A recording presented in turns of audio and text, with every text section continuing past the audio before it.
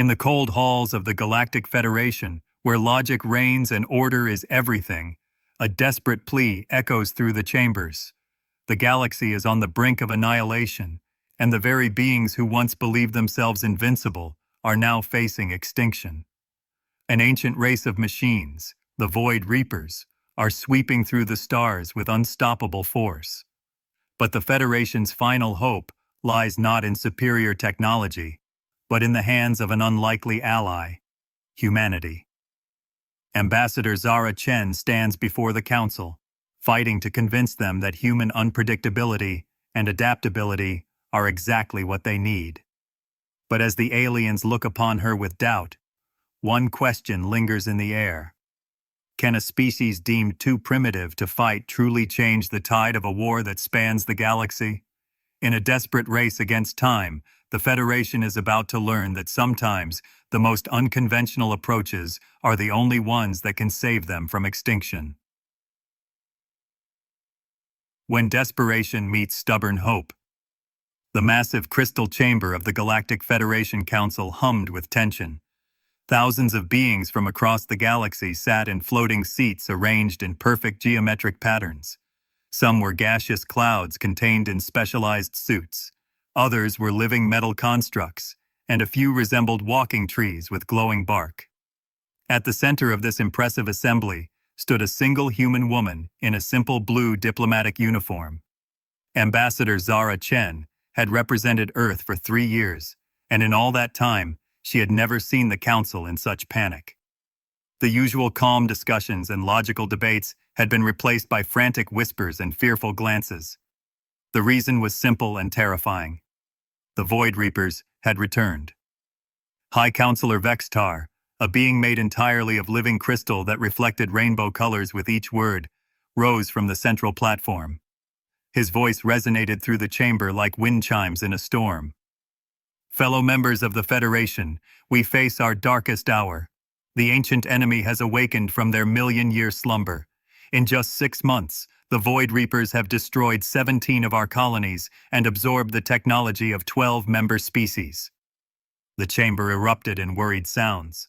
Clicking mandibles, electronic beeps, and harmonic frequencies filled the air. Zara had heard about the Void Reapers from the historical records, but she had thought they were just legends.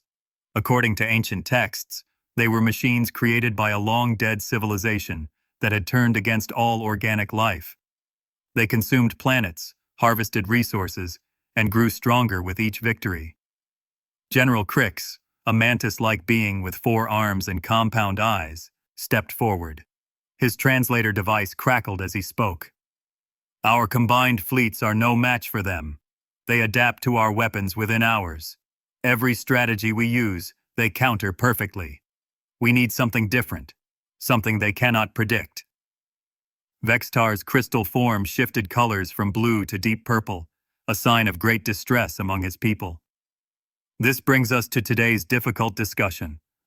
Our strategists have calculated that we need an element of chaos, something unpredictable to break their adaptive algorithms. They have suggested, he paused, his light dimming, that we seek assistance from a species known for their illogical behavior patterns. Every eye, sensor, and detection organ in the chamber turned toward Zara. She felt the weight of thousands of alien stares, most of them skeptical. The humans had been the newest members of the Federation, joining only 50 years ago after finally developing faster-than-light travel.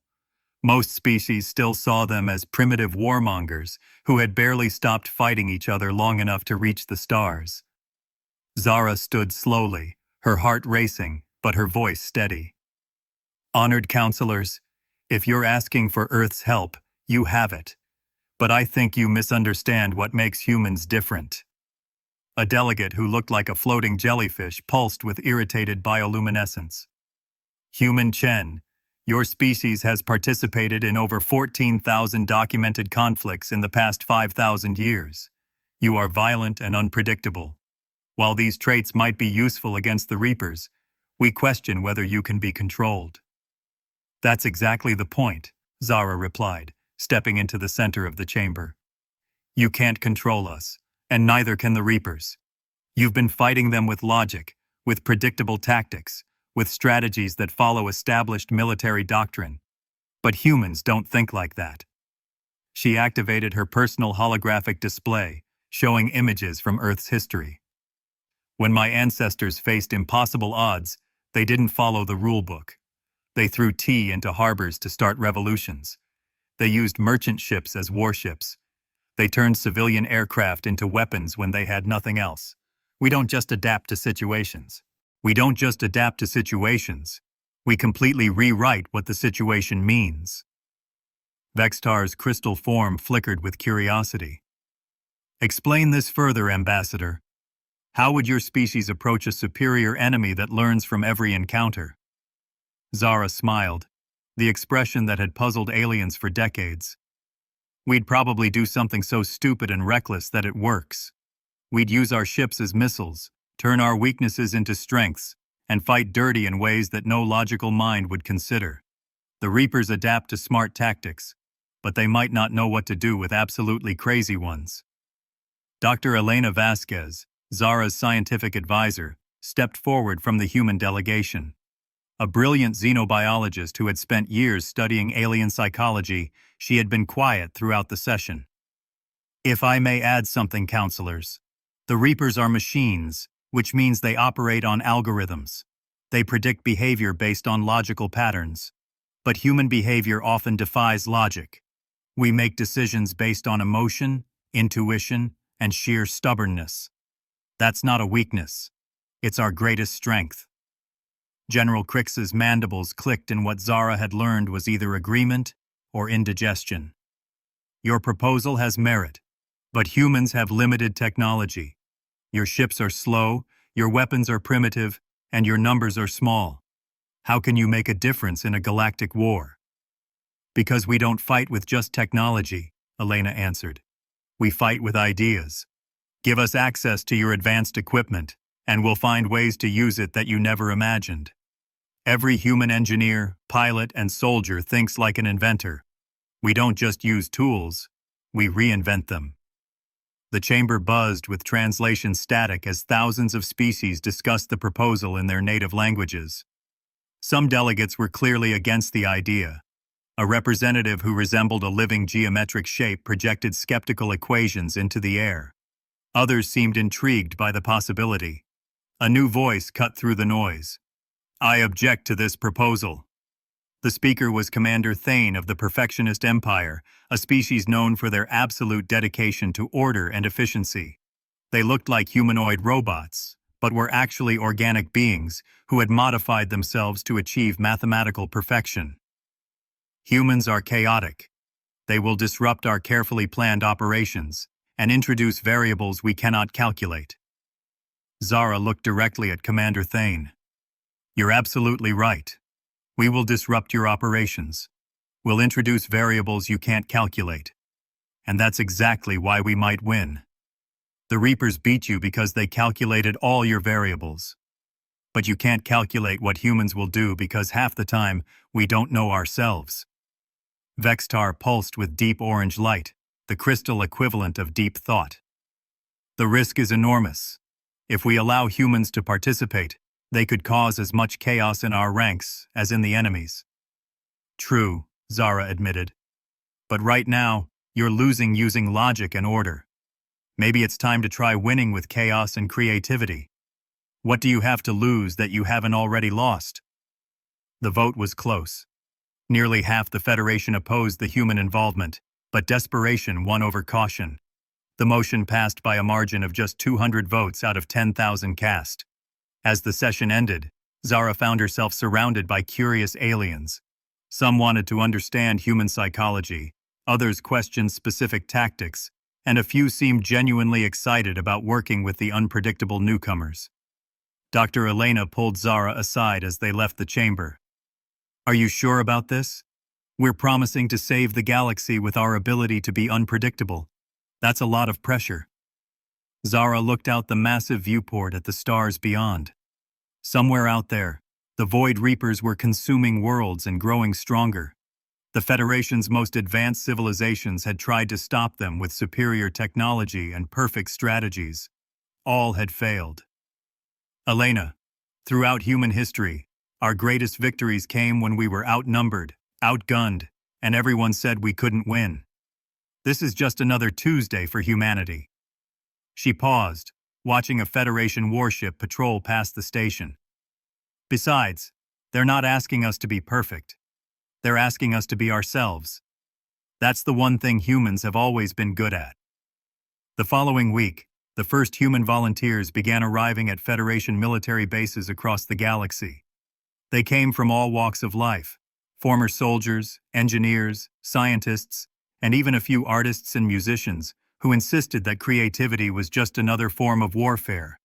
Each brought their own perspective, their own ideas, and their own unique brand of controlled chaos. The aliens watched with fascination and horror as humans began examining their equipment. Within hours, the first modifications appeared. Weapons designed for precision were reconfigured for area effects. Shields meant for defense were turned into offensive tools.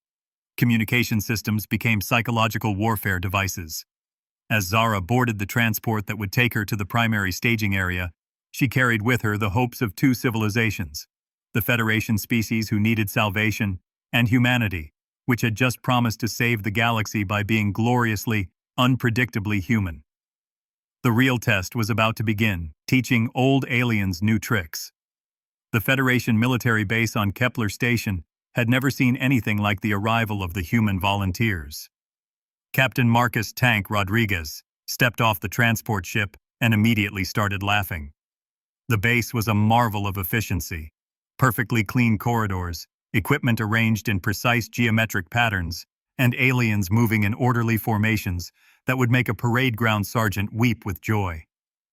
"This place is too organized," Tank muttered to his companion, Engineer Sarah Kim, who was busy scanning the alien architecture with her modified tablet.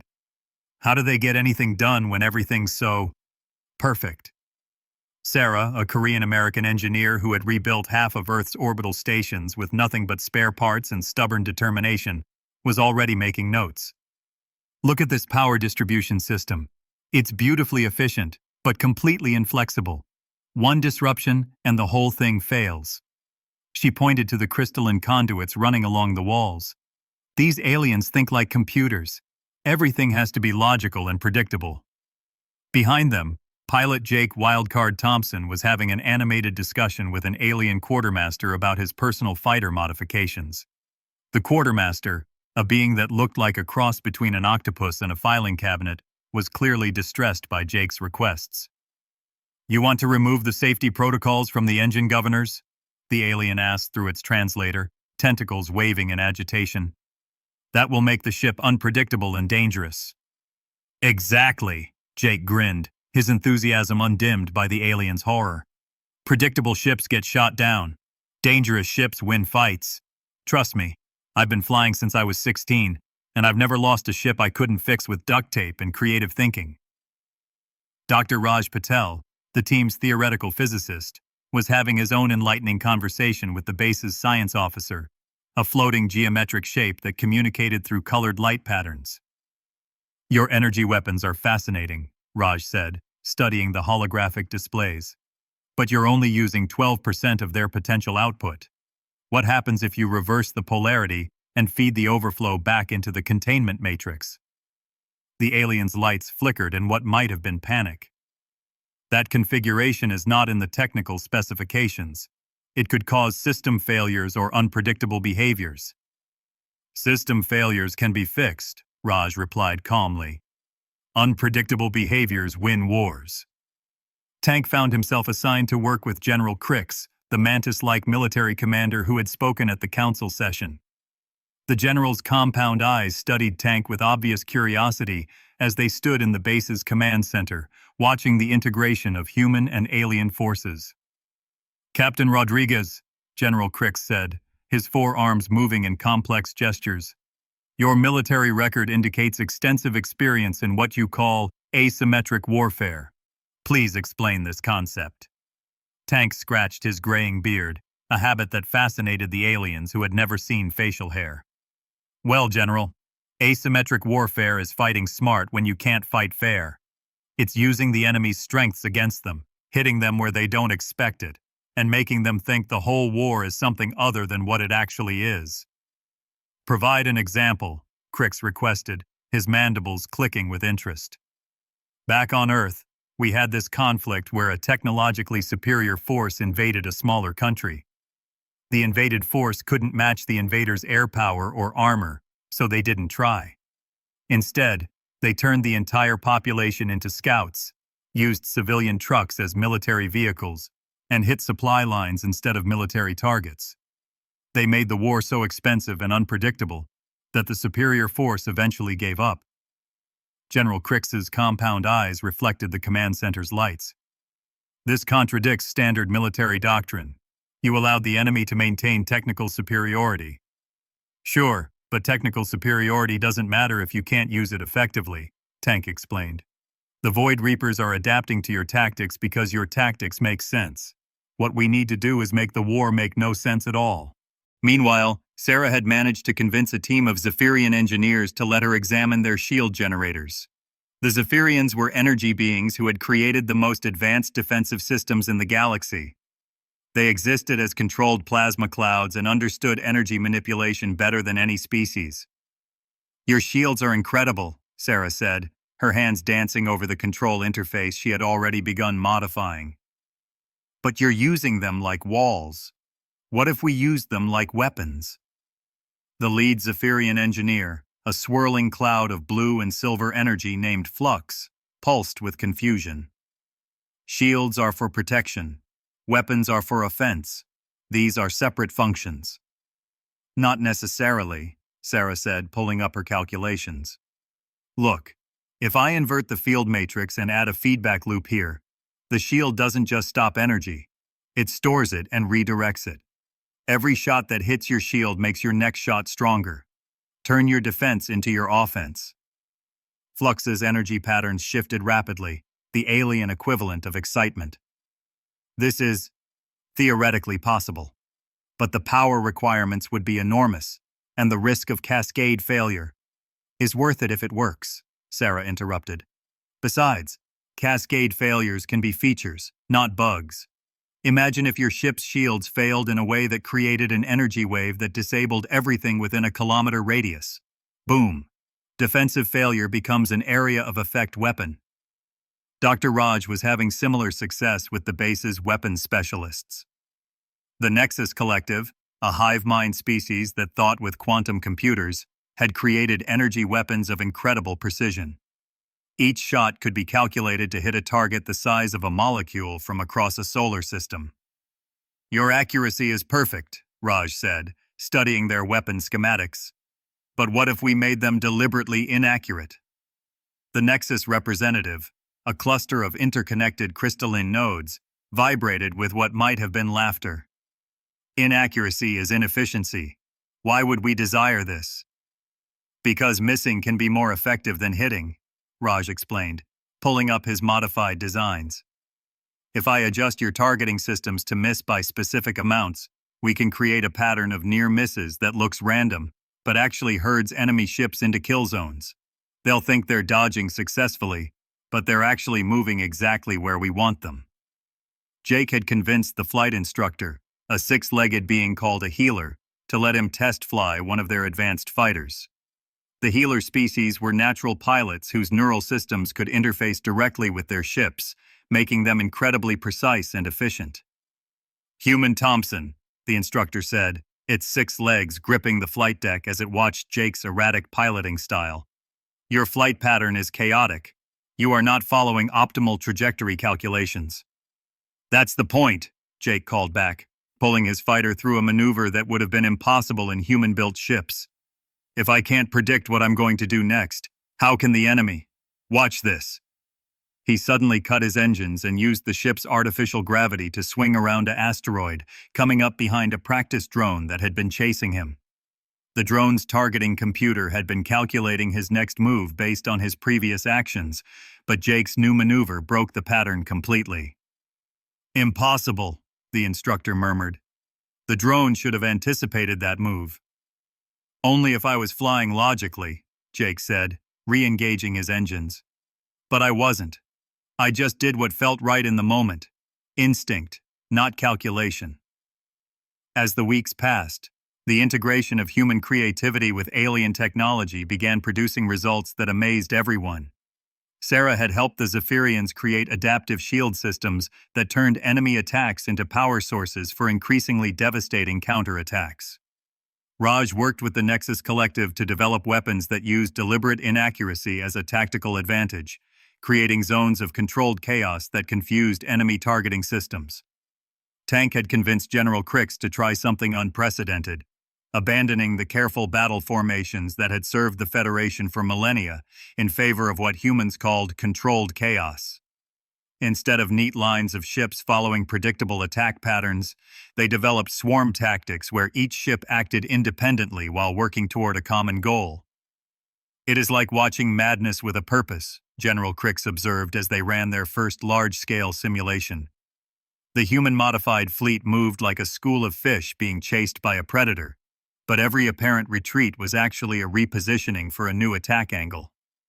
Jake had trained a squadron of alien pilots in what he called intuitive flying, making decisions based on instinct and emotion rather than pure calculation. And the results were chaotic, unpredictable, and incredibly effective against computer-controlled opponents. But the real test came when they received word that a Void Reaper scout fleet had been detected 3 systems away, heading directly for Kepler Station. The enemy would arrive in less than 48 hours, and this would be the first time humans and aliens fought together against the ancient machine enemy. As Tank stood in the command center, watching the final preparations, he felt the familiar pre-battle mixture of excitement and terror. Around him, aliens worked alongside humans, their perfect efficiency now tempered with creative chaos. Sarah was making last-minute modifications to shield systems. Raj was calibrating weapons for maximum unpredictability, and Jake was briefing pilots on the fine art of flying like you'd lost your mind. "Captain Rodriguez," General Crix approached, his 4 arms carrying data tablets displaying fleet positions. "Our combined force is ready. The humans have introduced variables into our battle plans that cannot be calculated or predicted. I confess, this troubles me." Tank looked out at the stars, knowing that somewhere out there, ancient machines were approaching with the intent to consume everything in their path. "General, being troubled by your own plan is how you know it might actually work. If it made perfect sense, the Reapers would have already figured out how to counter it." The first joint battle between humans and aliens was about to begin, and neither side knew exactly what to expect.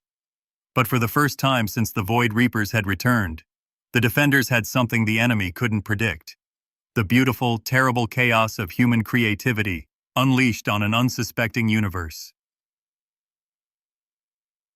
When chaos becomes strategy. The Void Reaper fleet emerged from hyperspace like a nightmare made manifest. 12 massive ships, each the size of a city, approached Kepler Station with the cold precision of machines that had perfected the art of extinction. Their hulls were perfect black metal that seemed to absorb light itself, and their weapons glowed with energy that had destroyed civilizations. In the Federation Command Center, alarms blared as sensors registered the enemy approach. General Crix's compound eyes reflected the tactical displays showing the Reaper formation, a perfect geometric pattern that maximized their firepower while minimizing their vulnerability to conventional attacks. "They're moving exactly as predicted," reported Commander Flux, the Zephyrian energy being whose swirling plasma form pulsed with nervous anticipation. "Same formation, same approach vector, same energy signatures as previous encounters." Tank Rodriguez stood beside the general, watching the displays with the calm expression of someone who had survived more battles than he cared to count. "That's their weakness right there. They're so perfectly logical that they can't imagine anyone being illogical." "All ships report ready," announced Dr. Raj Patel from the Weapons Coordination Station. His modifications to the Federation targeting systems had created what he called beneficial chaos, weapons that appeared to malfunction but actually followed hidden patterns designed to confuse mechanical minds. Sarah Kim was monitoring the engineering displays, her fingers dancing over controls that would have baffled the original alien designers. "Shield matrices are configured for Sarah's special sauce," she reported with a grin. "First shot that hits us is going to be redirected right back at them with interest." Jake Thompson's voice crackled over the communication system from his fighter's cockpit. Wildcard squadron ready to make no sense whatsoever. Pilots, remember, if you understand what you're doing it wrong. The human modifications to Federation tactics had created something unprecedented in galactic warfare, a battle plan that was simultaneously coordinated and chaotic. Each ship knew its general objective, but had the freedom to achieve it through whatever method seemed most effective in the moment. General Crix activated the fleet-wide communication system. All ships, engage the enemy. Remember, predictability is death. Embrace the chaos. The battle began like no other in Federation history. Instead of the orderly advance that the Reapers expected, the combined fleet scattered in all directions like seeds in the wind. To outside observers, it looked like complete panic and disorganization. To the human coordinators, it was controlled chaos at its finest. The first Reaper ship opened fire with weapons that had destroyed entire planets.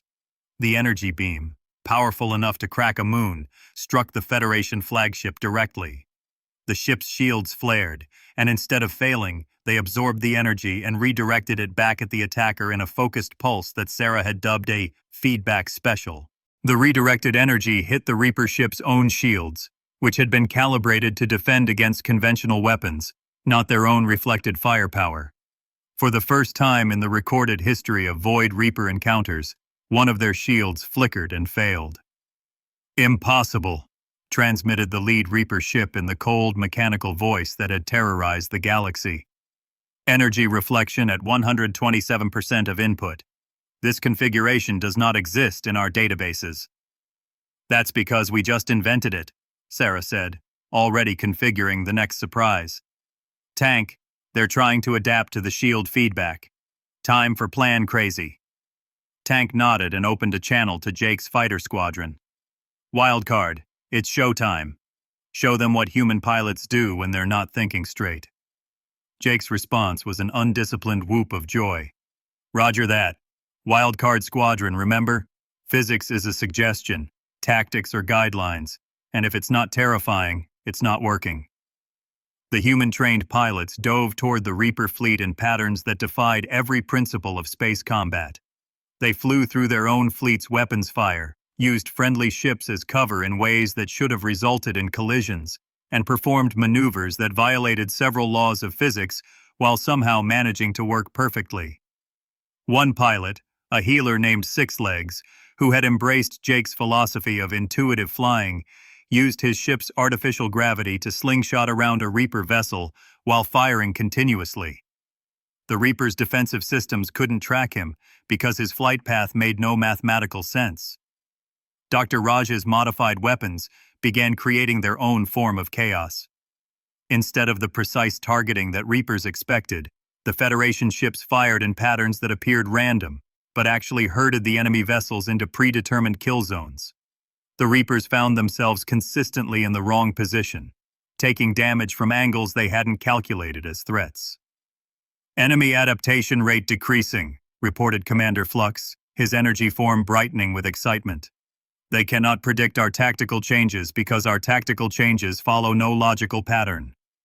But the Reapers were learning, as they always did. The largest ship began analyzing the new tactics, its quantum computers working to find patterns in the apparent chaos. It started issuing new commands to the fleet, trying to impose order on the battle. "Tank," Sarah called from her station. "They're starting to adapt. Their central ship is coordinating a response. We need to break their command structure." Tank studied the tactical display, his mind working through possibilities. The Reaper command ship was the most heavily defended vessel in their fleet, protected by shields and weapons that had never been breached. But it was also the most logical, the most predictable. "Raj, can you lock onto their command ship with the Chaos weapons?" "Already ahead of you," Raj replied, his calculations streaming across multiple displays. "But their shields are too strong for a direct assault." "What if we don't assault them directly?" Tank asked. "What if we assault them with friendship?" The command center fell silent as aliens and humans alike tried to process that statement. General Crix's mandibles clicked in confusion. "Captain Rodriguez, please explain the tactical meaning of assault with friendship."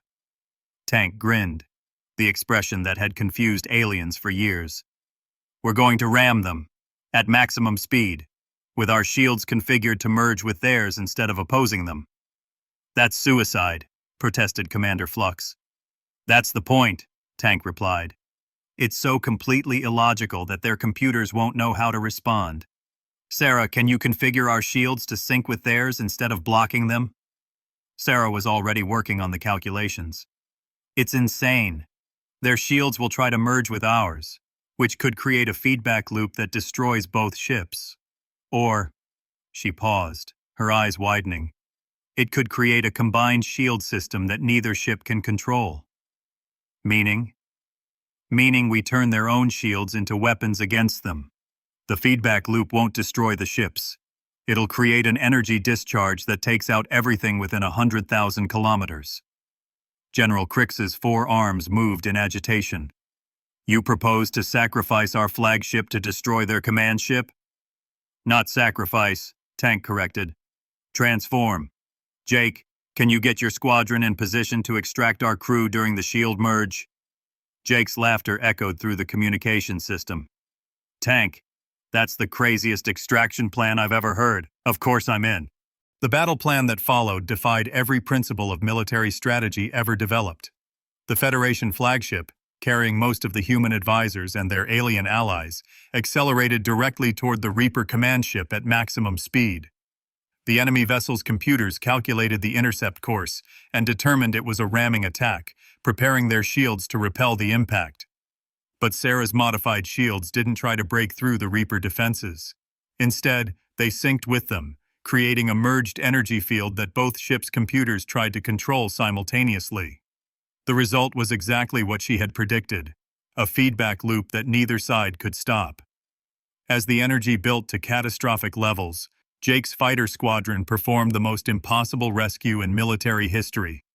Using their intuitive flying skills, they matched course with the flagship and extracted the crew through teleporter systems that should have been impossible to use during a shield merge.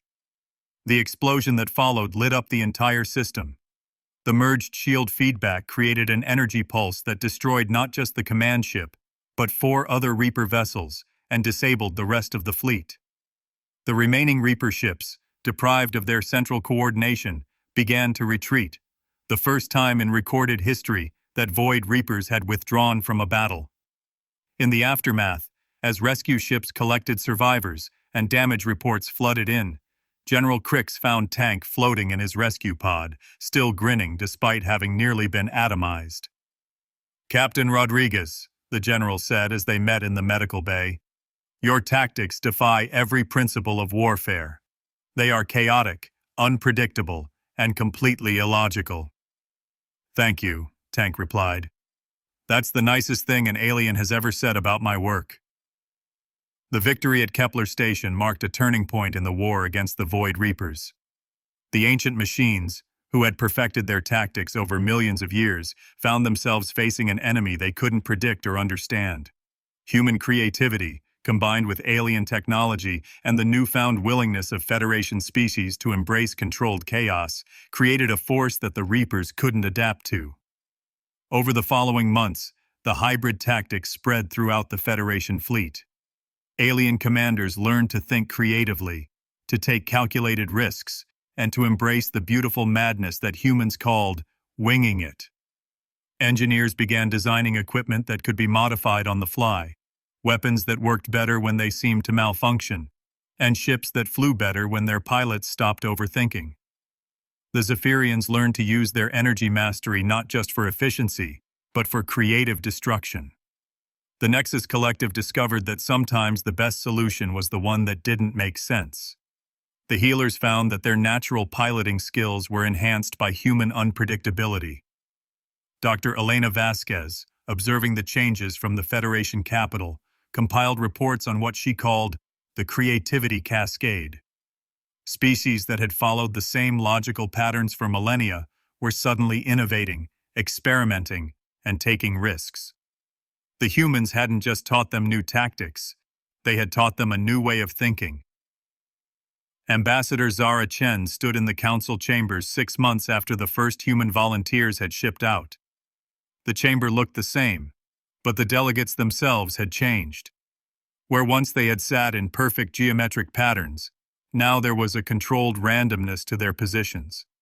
Conversations mixed logic with intuition, and decisions balanced careful planning with creative spontaneity. "The reports from all fronts are positive," Vextar announced, his crystal form shifting through colors that indicated both satisfaction and amazement. "The Void Reapers continue to retreat. Our combined forces have liberated 47 systems and established defensive positions that the enemy cannot predict or counter." General Crix, now wearing decorations that included human military honors alongside his own, stepped forward. "The integration of human tactical philosophy with Federation technology has created something unprecedented, an adaptive military force that grows stronger through controlled chaos rather than rigid order." Zara smiled, thinking of Tank, Sarah, Jake, and Raj, who were now training the next generation of human-alien tactical teams across the galaxy. "Counselors, what you've learned isn't just about military tactics. It's about thinking differently, taking risks, and understanding that sometimes the best solution is the one that doesn't make sense until it works." Commander Thane of the Perfectionist Empire, who had originally opposed human involvement, spoke up. His species had been among the most changed by the human influence, learning to incorporate controlled randomness into their perfect calculations. "Ambassador Chen, we owe humanity a debt that cannot be calculated. You have saved not just our civilizations, but our ability to grow and change." "No," Zara replied, looking around the chamber at beings from 1,000 worlds who had learned to think like humans while maintaining their own unique perspectives. "We saved each other. You taught us that our chaos could have purpose, and we taught you that your order could have creativity. Together, we created something neither of us could have achieved alone." The Void Reapers, ancient and logical, continued their retreat to the dark spaces between galaxies. They had learned something they had never expected, that chaos, creativity, and the refusal to accept limitations could be more powerful than any weapon. They would return someday, perhaps, but when they did, they would face not the predictable civilizations they had destroyed before, but a galaxy that had learned to think like humans while retaining the wisdom of ages. The human experiment had succeeded beyond anyone's imagination. In teaching the galaxy to embrace chaos, humanity had given its alien allies the one thing the Reapers couldn't counter: the ability to be unpredictably, gloriously, effectively alive. As Zara left the council chambers, she carried with her a message from Tank, transmitted from the frontier where human-alien teams continued to push back the Reaper threat. "Tell the council that we're not just winning this war, we're rewriting what it means to fight one. The galaxy will never be the same, and that's exactly how we like it." The message perfectly captured what humanity had brought to the stars. Not just the ability to fight, but the courage to change everything in the process. The Forbidden Alliance had become something greater than either species could have imagined, a partnership that proved the universe's greatest strength wasn't in its order, but in its infinite capacity for beautiful, creative chaos. Years later, when young beings across the galaxy learned about the war against the Void Reapers, they would study the moment when desperate aliens asked primitive humans for help, not knowing they were inviting a revolution that would transform every aspect of galactic civilization. It was a lesson that would echo through the ages. Sometimes the best solution to an impossible problem is to find someone crazy enough to try the impossible. The humans had kept their promise. They had been themselves, and in doing so, they had saved everyone else.